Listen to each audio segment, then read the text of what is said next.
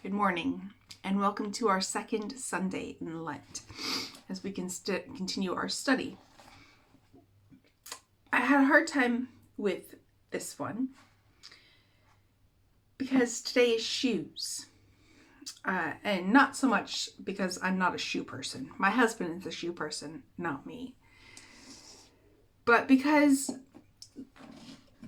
Gordon Giles starts by talking about the shoes that are left outside the gas chambers and how there's a glass floor at the museum, the Holocaust Museum in Jerusalem, of which you can see these shoes that were just neatly laid there before these people went into the shower rooms, which was a gas chamber. And I'm reading this while everything is happening in Ukraine, where people are having to literally pick up everything they can and run for their lives.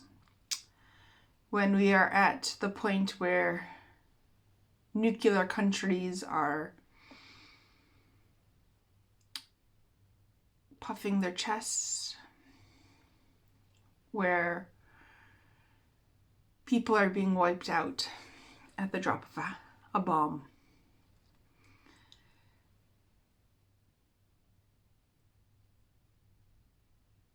And it's just so difficult. It's so hard. Gordon talks about how we should hopefully be learning from our future, and that's the whole point of the Holocaust Museum. But we don't learn.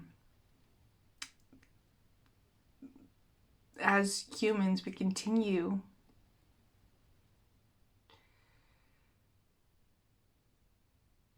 to harm others.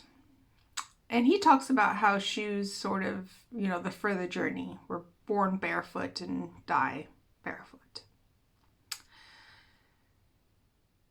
But I think the shoe is also a sign of the dignity of life. And so many people are denied that by others.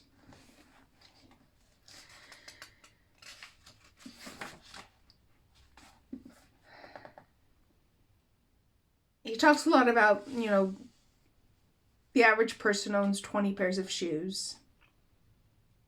Again, if you're a shoe person, I think that's a very low number. And that we walk so many miles. The average person, the average stride, would walk approximately 110,000 miles, which is the equivalent of 5 times around the Earth's equator. So even an average person in the West, we walk so much in our lifetime, but I don't know how much we walk in other people's shoes. Most of us have lived very fortunate, very sheltered, very blessed lives.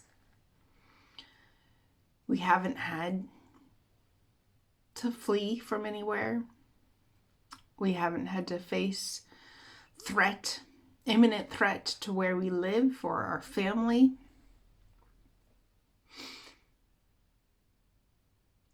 And I think that changes the perspective of what the journey is and what our calling is in that journey. Because we've talked about in the past few ones about what do you keep in your safe? What do you treasure? What do you keep in your wardrobe? All these things that are very possessions that are within our homes that we love and they're comforts. But I can't help but thinking it's all just stuff. If you had just one pair of shoes that you had to flee for your life with,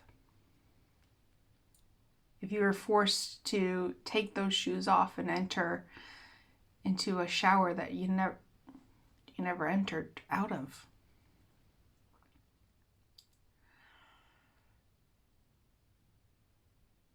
we have but one life, And we're called by God to do the most we can. And that is to love others.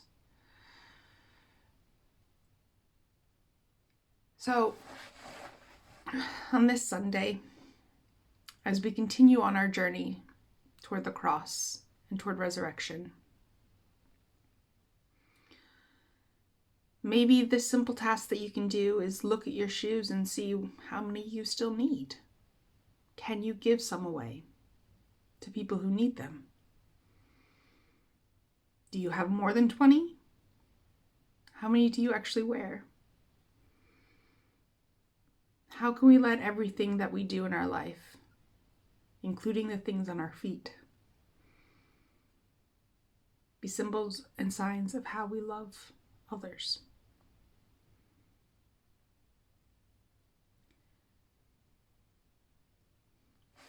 Let us end with our prayer today.